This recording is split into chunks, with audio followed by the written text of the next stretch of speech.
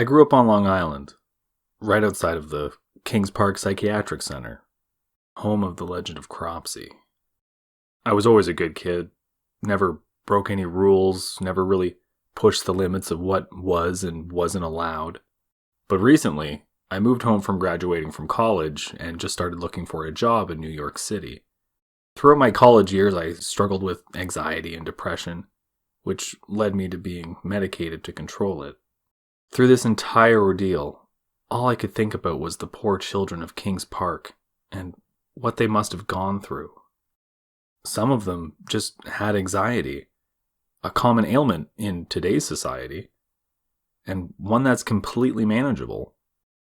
And yet, they were stuffed inside an insane asylum, which was over capacity by 1,000 people, and treated like animals. This revelation that I got extremely lucky has always been on my mind.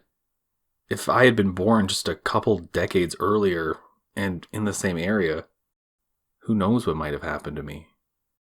On the hinges of self-awareness, I decided to break the rules for once in my life. I had to visit Kings Park and see what it was like for myself. For those of you who don't live in the New York area, Kings Park has a gate around it. It's situated in the middle of a wooded area, but it's not like there's guards or an electric fence or anything. It's private property, so you're not supposed to trespass, but I can't say that almost my entire high school didn't go anyway. But I never did. I was always too terrified of the legends, and Cropsey in particular. I'll tell the story of Cropsey quickly because it's relevant to the history, but not really relevant to this story. Cropsey was a legend that popped up in the Long Island area, saying that one of the patients of Kings Park had escaped and was killing people in the woods around the old hospital. Only part of this was true. There was someone killing young and mostly disabled children around the hospital, but it wasn't an escaped patient.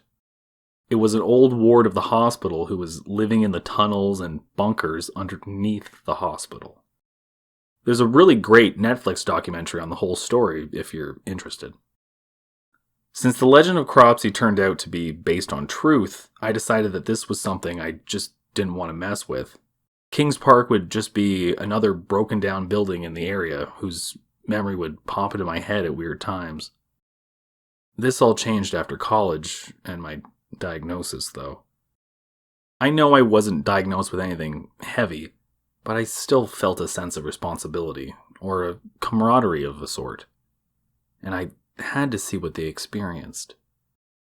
So one night, around 7:30 p.m., I headed over towards Kings Park with a flashlight, a backpack, and a water bottle. I figured I wasn't going to need anything else, but I did have a small hunting knife with me in my pocket, just in case. I got to the broken down foundations of the psychiatric hospital that tortured so many innocent children, and I couldn't find the strength to do anything more than just stare up at the walls. This thing was truly massive. If you haven't seen it, it's got about 15 floors and it just goes straight up. I decided I had to push myself into the uncomfortable, and I found a window on the ground floor that was open and climbed in. I will say in hindsight that it was stupid of me to go alone, but I had to do this for myself. It was something I was conquering, or so I thought in my head. As I wandered aimlessly around the corridors, looking at all the graffiti on the walls, seeing the broken down bed frames and rusted metal and fingernail claw marks on what's left of the doors, I got real chills. For some reason, I felt particularly drawn to the third floor. I can't really explain what it was, but my feet just moved on their own towards this one spot on the third floor of the abandoned hospital. There really wasn't anything special about it. It was just a hallway outside of a couple of rooms near a communal bathroom. But since I was there, I looked around. I smelled the stale musk of the abandoned building and scanned the exposed brick with my eyes. As I was looking through the shattered drywall to the exposed brick beyond, I caught a glimpse of a spot that was just slightly darker than the rest of the brick and mortar. Intrigued, I moved closer and shined my flashlight right onto the dark spot. With a little poking, prodding, and removal of even more drywall, I was able to fish it free. A small, string-bound diary, made entirely out of loose-leaf paper. There wasn't a cover, so to speak, so it was able to be folded up nice and neatly and tucked into an empty brick space behind the wall. My curiosity was thoroughly piqued, but I wasn't dumb enough to start reading it right then and there. It was dark and I was inside a supposedly haunted asylum. I took one last look around the place, made peace with myself and the patience of the building, and went home. As soon as I got home, I took a shower to rinse off whatever was left of Kings Park. I opened up my backpack to retrieve the diary. It seems to be the diary of a young girl who was put into the hospital back when it was in operation. I figured I'd write down the first entry here, and I'll share the remainder in the next couple days. April 24th, 1918. It is my first day here. Mama told me to keep track of the days and who I am so I don't forget. I am Florence Blackwell, and I am 10. Mama and Daddy made me come here to the hospital to get better. They said I was sick, and that's why I wet the bed at night. Daddy said once I get better, the other girls in town will want to play with me. Mama was sad when she dropped me off.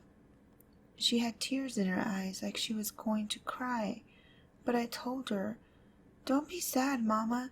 I'm going to get better for you." And the nice lady in the nurse hat took me inside the hospital while Mama cried from outside. I don't know why Mama was so upset. Daddy was happy to see me go to the hospital to get better. The lady who took me inside of the hospital said her name was Nurse Wilson, but that I can call her Mary. Mama and Daddy always told me never to call an adult by their real names, but I think I can call her Mary. She's nice to me, not like that doctor. I don't remember his name, but that doctor was not nice. Mary brought me into a big white room in the hospital and asked me to take off all my clothes so I can put a big white gown on and the doctor can take a look at me. Mary helped me out of my dress that Mama made me and stand in the middle of the white room with a vent on the floor. Then Mary left and the doctor came in, or at least I think he was a doctor. He told me to stand with my arms out just like a starfish and to close my eyes and hold my breath. And then he took out a giant hose and sprayed the water directly at me. I fell backwards onto the floor from how heavy the water was. He didn't stop the hose though. He kept spraying me with the heavy water on the floor of the tiled room, and he didn't stop until I was crying and shivering from the cold water. The doctor man stopped the hose and told me to get up. He put a white gown on the floor in the puddles of water and told me to wear it. I put on the gown and Mary came back in. I cried to her and she just pet my head and let me cry. Mary brought me to my room where I'm going to get better in the hospital. It had one bed, and there were 2 other girls in the room already. They were both sleeping when I walked in, so I didn't get to say hi to them. But Mary slipped me back my little diary and told me to hide it so the doctor cannot find it again. I was so tired, I fell asleep next to the other 2 girls, but I didn't sleep for long. In the middle of the night, I opened my eyes to see one of the other girls about 3 inches from my face just staring at me while I was sleeping. She looked at me with really big eyes and a big smile on her face, and when she saw me looking at her, she turned her head to the right like a puppy and said, "It's time." When she said that, someone in the hallway screamed like their daddy was hitting them with a belt. They screamed and screamed, and then someone else screamed too, and then the entire floor of kids were all screaming as loud as they could. I don't know how I'm supposed to get better when all these kids scream in the night. I hope they aren't hurt, but I also need to get better so I can go home to Mama. Mama said to write every day and remember who I am, so that's what I will do. After I read that first diary entry, scribbled in a child's handwriting on a piece of loose leaf, I was spooked to say the least. I was actually holding a relic from a condemned insane asylum dating all the way back to 1918. I immediately ran to my computer. Surely there must be some kind of record of the patients put into care at Kings Park. I know it was a hospital where patients were tortured and even killed, but there should be at least some semblance of record keeping. While I could find articles labeled Kings Park patient records, I couldn't find an actual list of everyone who was under care there. Also, unfortunately, Florence Blackwell was a popular name, and Google searches of her name basically led nowhere. I figured since my modern day technology was striking out, the only way out was through, and I had to read more of the diary to get anywhere. I will admit that I was scared. I'm still scared to leaf through the whole thing, and I'm not reading farther than I have to. I'm terrified for little Florence, and what might have happened to her and the others in that ward. And the simultaneous screaming in the middle of the night? Something was up, and I wasn't sure I really wanted to know what it was, but going back to the sense of camaraderie and duty that I felt while exploring Kings Park in the first place, I felt that same sense of duty to Florence. Her story needs to be told, and her memory needs to be honored. So I kept reading. April 30th, 1918. My name is Florence Blackwell, or patient 0724. I haven't written anything here in a while, since I have just been so busy learning all the things in this hospital. Mary comes to visit me every morning and gives me a little cup filled with 4 different pills. All these pills are pretty small and round and white, except for a really big one that she gives me. It's twice as big as the others, and sometimes I accidentally cough it up when I try to swallow it. But Mary always helps me. She pets my head, gives me some water, and tells me to tilt my head back and try again.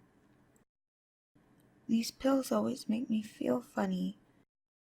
It feels like my head is static on the radio. Mama always used to listen to the radio to see about the war and when Daddy was going to come home, and sometimes the man on the radio would stop talking and there would be a loud static noise coming from the radio. It was so loud, Mama would scream a little if it scared her and run to the radio and turn it down so it didn't hurt my ears. I wish Mama could help me turn down the static in my head. After I get my pills in the morning, Mary brings me and my other roommate down to the main room for breakfast. This is always the scariest part of my day. There are people all over in wheelchairs, and some of them don't even know they're a person. At least that's what my roommate 0698 says. 0698 was the one who stared in my face that first night.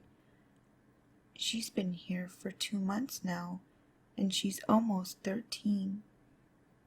She wants to get out by her 13th birthday so her daddy can take her out for a soda like a teenager.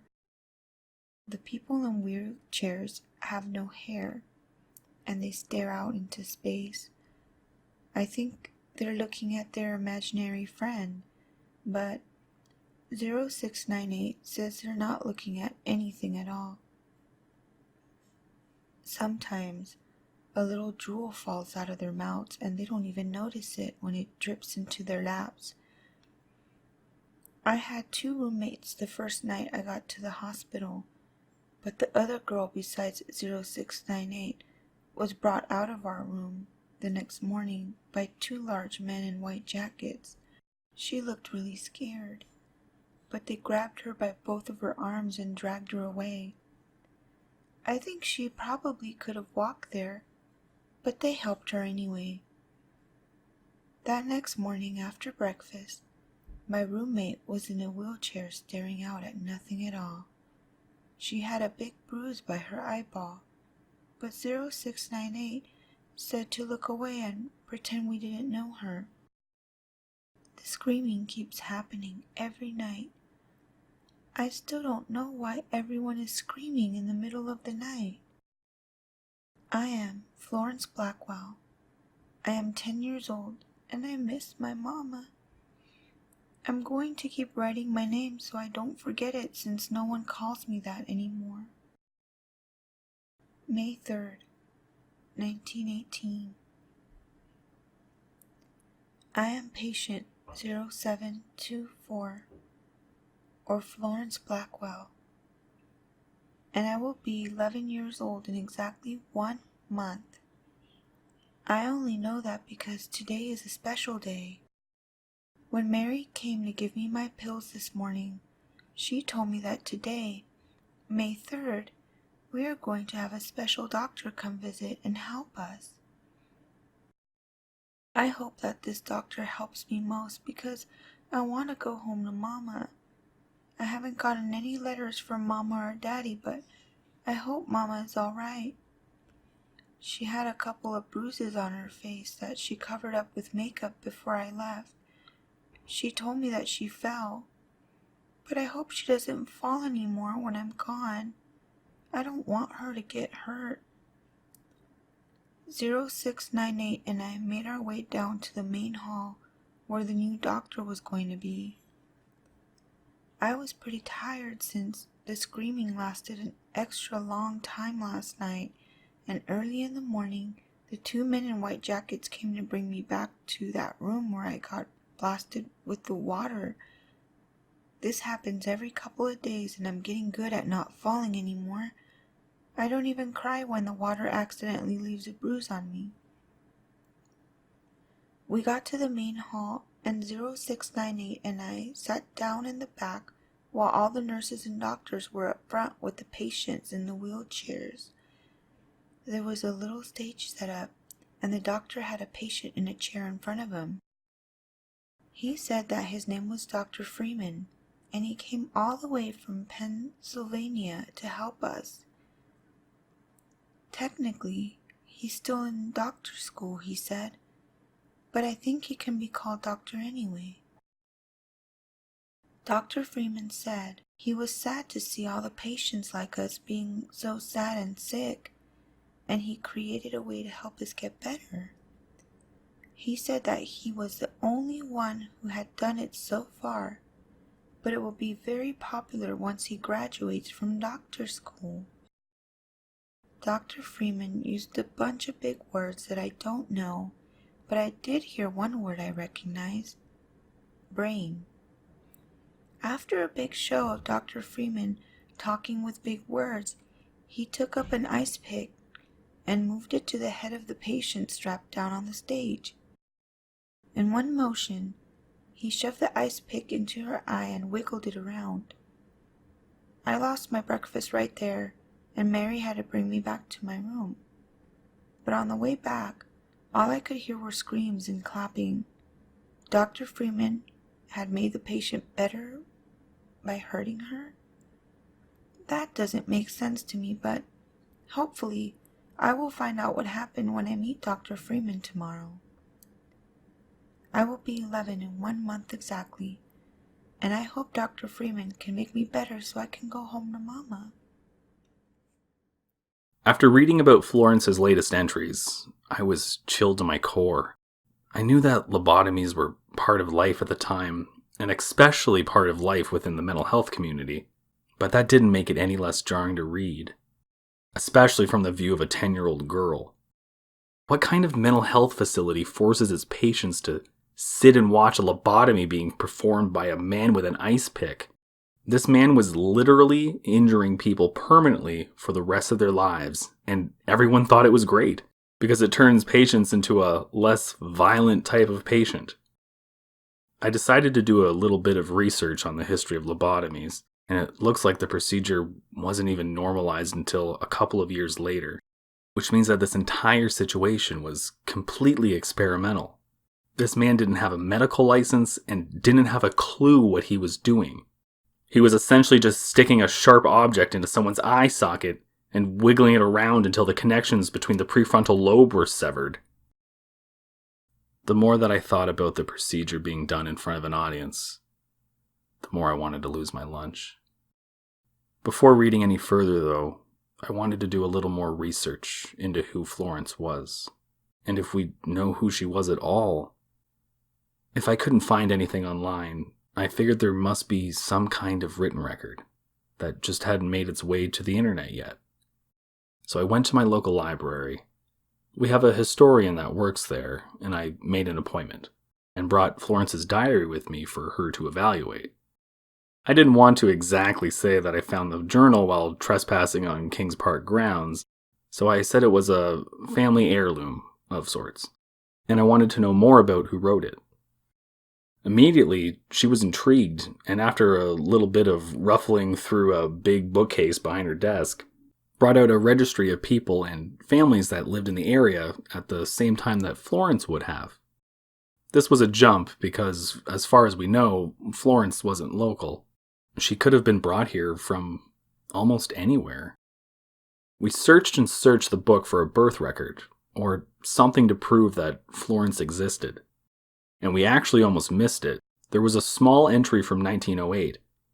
All it said was that William and Margaret Blackwell had given birth to a baby girl. Name unknown.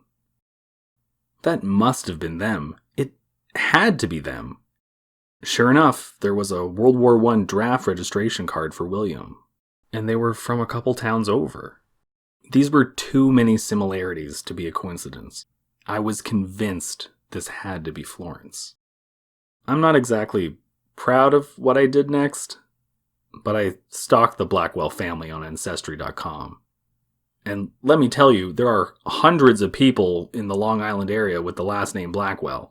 But after a couple of sleepless nights and my college-educated research skills, I found them. With butterflies in my stomach, I sent a Facebook message to what seemed to be a family member. I'm withholding names for reasons, because I don't want anyone to bother him. He was a typical old guy on Facebook, sharing memes about President Trump and clickbait ads asking for thoughts and prayers. And I really didn't think he was going to answer me. But he did. William and Margaret were his great-grandparents, and their daughter, Eleanor, was his grandmother. She was born in 1919, and apparently had a hard life. Her father was an abusive drunk, who came home with shell shock after the Great War. Her mother was too submissive to do anything, and took the brunt of his anger to protect her daughter. Eleanor grew up thinking she was the oldest and the only in her family, but on her mother's deathbed in 1929, when Eleanor was only 10, she confessed that Eleanor wasn't the oldest. There was a daughter before her, one with a physical deformity that William had taken most of his anger out on. The physical deformity actually makes a lot of sense in the context of the next entry she had written. She used to wet the bed, and William couldn't stand to look her in the face. Eventually, he tucked her away in a mental hospital, and that's all she knew. Margaret had never seen her daughter again. While that was a lot of information to share with a stranger through Facebook, I think it was probably information that this man wanted to get off his chest. Imagine a family secret like that just burning a hole inside your memory. I offered to let him see the diary once I was done doing some research and figuring out what happened, and he agreed. Because he also wanted to know exactly what happened to Florence, and figured with me being a good bit younger, that I knew my way around a computer and the internet. So I decided to keep plugging along and sharing Florence's story. May 4th, 1918. I met Dr. Freeman today. He kept poking my face. Usually that makes me mad. Daddy used to poke my face and try to make it look normal, he said. But I didn't mind when Dr. Freeman did it. He was a doctor after all. Maybe he really could make me look normal so that I'd be pretty like Mama. He asked me a whole bunch of questions like, did I ever get mad? Or did I ever hit my Mama or Daddy? I said, of course not. I wouldn't hurt my Mama. But I think he thought I was lying. He kept writing a bunch of stuff down on his notepad. He writes way faster than me, but probably because he's an adult and knows a lot of stuff. Dr. Freeman kept asking me if I had a pet, and I told him about my bunny and how she had run away to be with her other bunny friends. But Dr. Freeman didn't seem happy about that and wrote more stuff on his pad. He asked me if I ever started fires, and I said of course not. There was a fire down the street from my house that killed a lot of people back when I was 9. Then he asked me about my wetting the bed. I told him that's why I was here. I had to fix my problem so I could go home to Mama and Daddy and won't be mad at me anymore. He said that he thought I wet the bed because I was just like some other very bad children he met at other hospitals, and he had made them not be violent anymore, and he could do the same thing for me. I don't think that I'm violent, but if Dr. Freeman says it could happen, maybe it could happen. Maybe I could turn out to be like Daddy instead of Mama. I just want Dr. Freeman to make me better to go home to Mama. P.S. I am Florence. 0724. After that second update, I had a bad feeling in the pit of my stomach. Something bad was going to happen to Florence. In my heart, I wanted to be able to hold her, to console her, and tell her everything was okay. But she lived 100 years ago. She feels so real and her problems so relevant that it's hard to believe that this was so long ago. With a heavy heart and a stomach full of butterflies, I continued reading the journal. May 1918. I'm not sure what day today is, but I think it's still May because I don't feel 11 yet. I think if it was past my birthday, I would feel a whole year older, and I don't yet, so it can't be June. I've been really busy, getting better lately. Mary comes in every morning to give me my pills, but lately she's got scratches on her arms, and when I ask her where they came from, she just told me to take my pills. I don't know if I feel better yet, but maybe it's because we're trying so many new things to help me. We do the water blasting every other day now, but we started a whole new thing to make me feel better. I don't wet the bed anymore, so I think I'm better, but Dr. Freeman says I'm not yet, so we keep doing this new thing. They take me into a big room with lots of machines and wires all over the place. In the middle of all these machines is a chair. They put me in the chair and strap my arms and legs so I can't hurt myself. Then they put on a headband on my head, and there's 2 little circles that go on either side of my forehead. I don't really like this part because it hurts, but they turn the machine on and the circles on my head start to hurt really bad. They do this a couple times, and every time the circles hurt more and more. Sometimes I scream because it hurts, but most times I'm very brave. Usually when they're done, I take a wheelchair back because I'm just so sleepy and I get bruises on my forehead. Mary doesn't like when I get this treatment. Her face goes all white and she helps me into bed with a pat on the head like she does. My roommate 0698 is gone now. I don't know where she went, and no one will tell me when I ask, so I stopped asking. The screaming still happens in the middle of the night, but I've seen that a lot of people that were here when I came in aren't here anymore. I don't know where they went either. For now, I'll just keep doing my treatments and hopefully Mama will come get me soon. I'm 0724.